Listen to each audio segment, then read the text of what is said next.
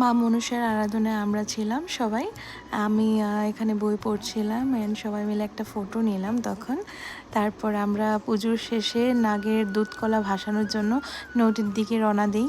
তো দেখো কি পরিমাণ বৃষ্টি ছিল, ত্রিপুরার কথা তো বলতেই পারবো না, এত খারাপ বন্যা হয়েছে। আর রাস্তা খুবই ডেঞ্জারাস, তোমরা দেখতেই পাচ্ছ এখানে আমার মুখ চোখের হালও খুব খারাপ ছিল।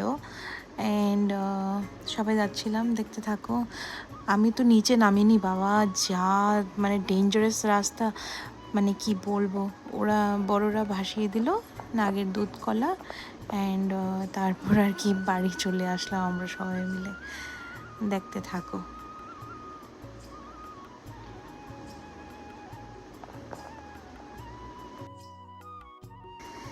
আমরা রওনা দিয়ে দিয়েছি বাড়ির জন্য এখন।